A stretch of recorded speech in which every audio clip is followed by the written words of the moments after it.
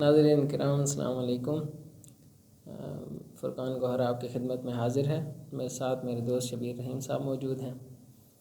آج ہم انسائکلوپیڈیا کے بارے میں گفتگو کرنے جا رہے ہیں۔ ناظرین کرام، علم اور قلم کا چولی دامن کا ساتھ ہے۔ قلم علم کو بڑھانے کا ایک اہم ذریعہ اور وسیلہ ہے۔ علوم جتنا آگے بڑھتے چلے جاتے ہیں، قلم اور اس کو لکھنے کے علم کو ثبت کرنے اور لکھنے کے طریقے بدلتے چلے جاتے ہیں، ان میں ارتقاء اور تکامل آتا ہے۔ ایک اہم پیش رفت جو علوم کے دنیا میں ہوئی وہ یہ تھی کہ علوم کو ایک ساتھ دیکھنے کا انداز سامنے آیا۔ علوم کو ایک ساتھ دیکھنے سے مراد یہ ہے کہ علوم کے باہمی تعلقات اور علم کا دوسرے علم کے ساتھ رابطہ اور علوم کا آپس میں جو تعلق ہے، ان سب کو ایک کتاب میں، ایک ہی اثر میں، ایک ہی طریقے سے دیکھنے کا رواج قائم ہوا۔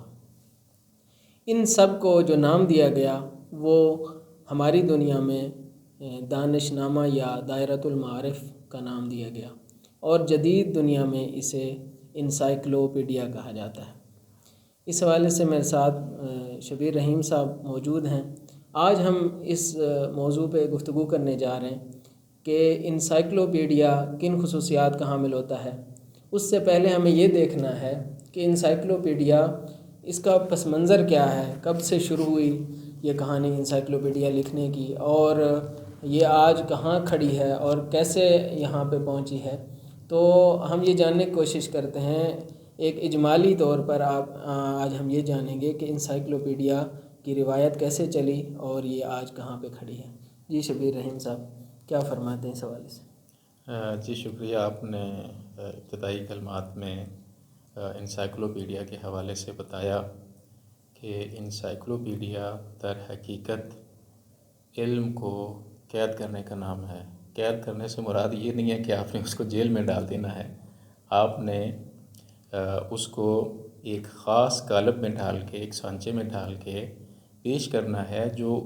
اس کی جتنی پیش رفت ہو چکی ہے کسی ایک علم میں، اس کے بعد آپ کو پتہ چلے، اگلا بندہ جو اس میں اضافہ کرنے آ رہا ہے اس کو معلوم ہو جائے کہ یہ فلاں علم جو ہے وہ اس سٹیج تک پہنچ چکا ہے، اور اس کے بعد پھر وہ اس میں آگے تبدیلی کرنا چاہے یا اس میں کوئی نظریہ دینا چاہے۔ تو یہ تو آپ نے فرما دیا۔ سب سے پہلے میرا خیال ہے ہمیں یہ دیکھنا پڑے گا کہ انسائکلوپیڈیا جس کے مترادفات آپ نے فرمائے، فارسی زبان اہل زبان جو ہیں وہ دانش نامہ کہتے ہیں، عربی اور اردو میں عام طور پہ دائرۃ المعارف کا لفظ جو ہے وہ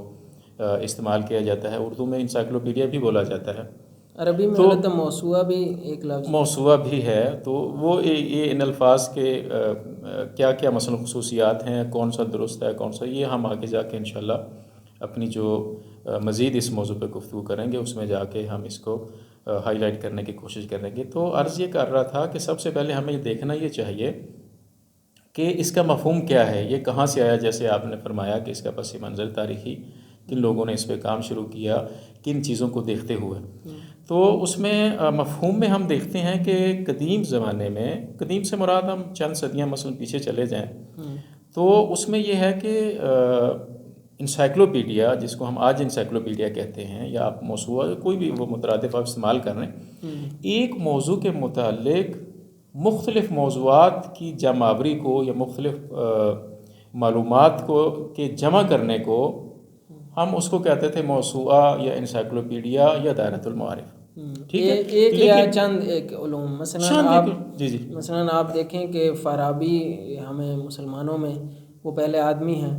جو اس طرح احصاء العلوم لکھتے ہیں۔ فارابی نے احصاء العلوم میں یہ کیا کہ اس نے مختلف علوم یعنی عالم اسلام میں سب سے پہلے فارابی نے تقریباً یہ اس شکل میں، کہا جا سکتا ہے کہ یہی فارابی ہیں جنہوں نے، کچھ ابن سینا کے بارے میں بھی کہتے ہیں، اس کے بعد ابن سینا کی باری آتی ہے، چونکہ فارابی تیسری صدی میں ہیں، تیسری چوتھی میں ہے، اور ابن سینا چوتھی اور پانچویں صدی میں، جہاں تک میرا حافظہ کام کر رہا ہے۔ تو تیسری چوتھی صدی میں سب سے پہلے فارابی ہیں، یعنی تیسری صدی کے درمیان سے فارابی ہیں، اور انہوں نے احصاء العلوم لکھی۔ اس میں انہوں نے علوم کو مختلف کیٹیگریز میں بیان کیا۔ البتہ یہ روایت یونان سے چلی ہے، یونان میں علوم کو کیٹیگرائز کرنے کا رواج ہوا اور ارسطو نے بھی کیا، اسی کی ہی ایک شکل مسلمانوں میں نظر آئی کہ انہوں نے احصاء العلوم میں یہ بتایا کہ یہ علم کہاں کھڑا ہے، اور اس میں انہوں نے زبان کے علوم کو چھیڑا، مثلا زبان میں کون سے علوم آتے ہیں جو زبان سے متعلق ہیں، زبان سے مراد لغت ہے، یعنی عربی زبان ہے اس کو سیکھنے کا یا اس کے طریقہ کار کیا ہیں، اس کے اندر کون سے علوم آتے ہیں، جتنی معلومات سے مربوط ہیں، نحو آتی ہے، صرف آتی ہے، یا بلاغت کے علوم آتے ہیں، اس طرح کے۔ اس کے بعد مثلا حساب ہے، ریاضیات ہے، یہ سارے علوم،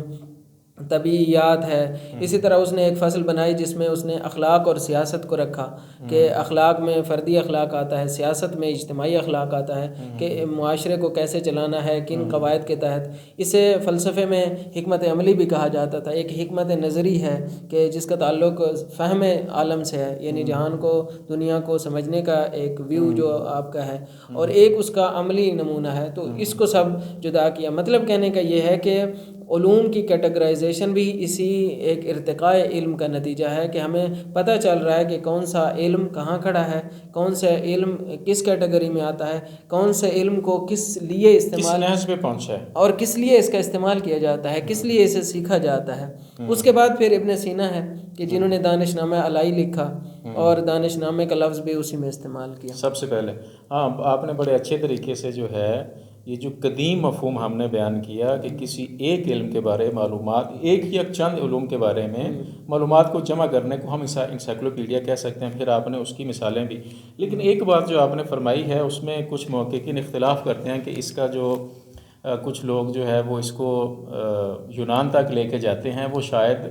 آج جو مرسوم ہے یا حتیٰ یہ جو ہم نے قدیم جو تاریخ بیان کی یا جو مفہوم بیان کیا اس کے مطابق نہیں ہے، یعنی وہاں تک سلسلہ نہیں جاتا۔ ٹھیک ہے، وہ کیٹیگرائز کرتے تھے علوم کو، سارا سلسلہ، لیکن ہم انسائکلوپیڈیا، کیونکہ اصل مسلمانوں نے جو غرب میں یونان سے علم لیے نا،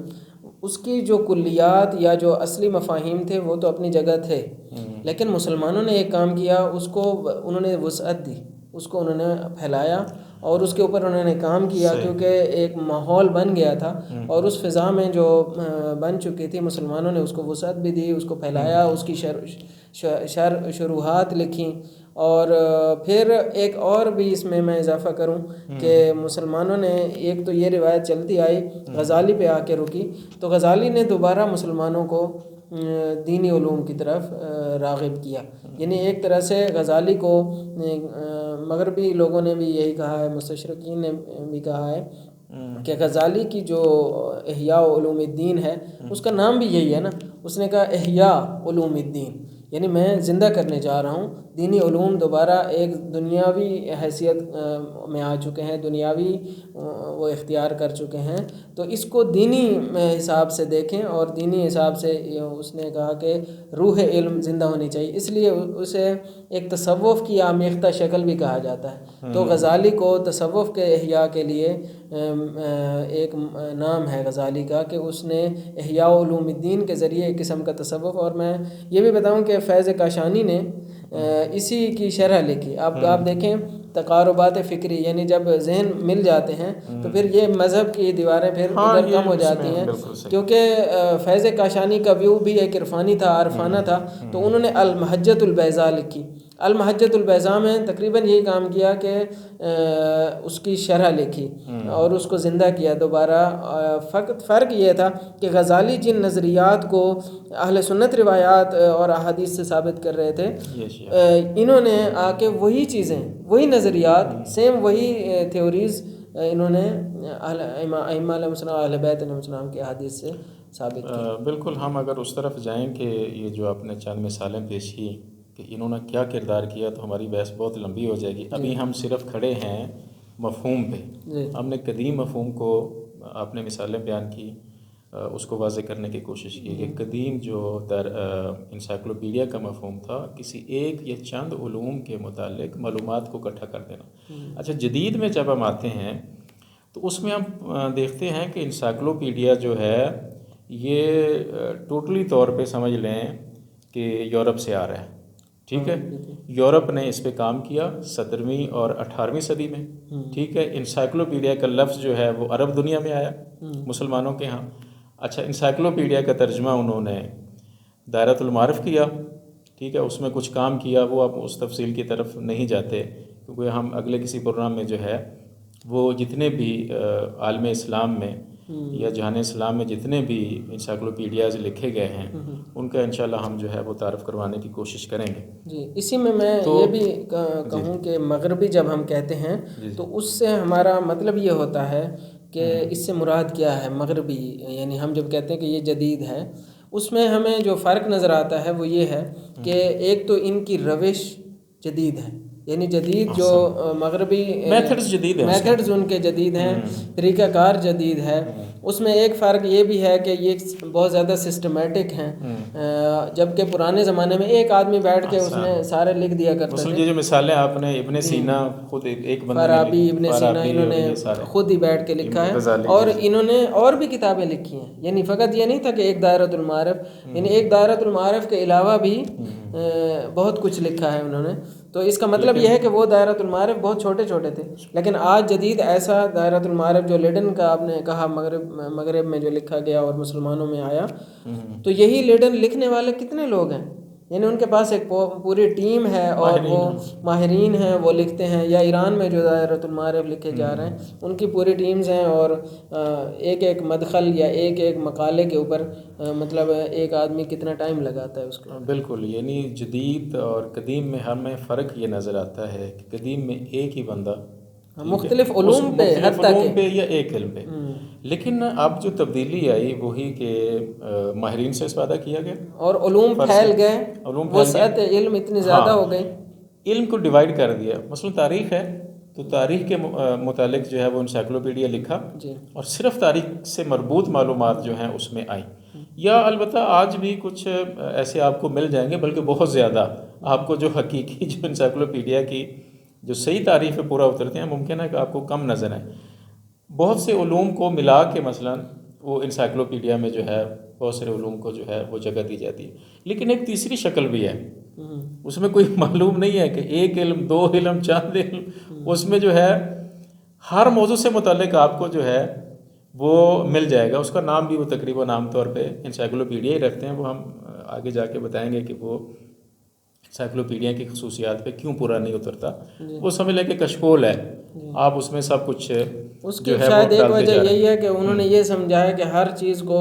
الف با یا کسی بھی طریقے سے جمع کر لینے سے انسائکلوپیڈیا بن جاتا ہے، جبکہ آج جتنے علم پیش رفت کر رہے ہیں، ترقی کر رہے ہیں، اس سے ہمیں یہ اندازہ ہوتا ہے کہ ہر علم یا ہر موضوع کا ایک الگ سے انسائکلوپیڈیا بننا چاہیے۔ میرا خیال ہے کہ آج کے اس گفتگو کے لیے اتنا کافی ہے، کیونکہ یہ موضوع کافی وسیع ہے۔ ہماری کوشش ہوگی کہ ہم انسائکلوپیڈیا کے لکھنے کے جو اصول ہیں اس کی طرف بھی آئیں، اور عالم اسلام میں جو لکھے جا چکے ہیں ان کا بھی ایک یا لکھے جا رہے ہیں ان کا ایک تنقیدی جائزہ لیں۔ بالکل ایسے ہی ہے۔ آج کی ہم نے ابتدائی تعارفی گفتگو کہہ لیں، اس حوالے سے انسائکلوپیڈیا کے تاریخی پس منظر پہ ایک سرسری سی نظر ڈالی، اور اسی طرح انسائکلوپیڈیا کی جو قدیم اشکال ہیں اور جو جدید شکلیں ہیں اور جو ان کے درمیان جو فرق تھا، اس کے حوالے سے ایک اجمالی سا جائزہ لیا۔ انشاءاللہ مزید اس کے اوپر ہم گفتگو کرتے رہیں گے، انسائکلوپیڈیا کی کیا خصوصیات ہوتی ہیں، اس کے کیا فوائد ہیں، اور اس کے علمی کیا فوائد ہیں، عملی طور پہ معاشرے کے سطح کے اوپر اس کے کیا اثرات نکلتے ہیں، اس کے اوپر انشاءاللہ ہم گفتگو کریں گے۔ تب تک کے لیے اگلے پروگرام تک کے لیے اجازت دیجیے۔ السلام علیکم ورحمۃ اللہ وبرکاتہ۔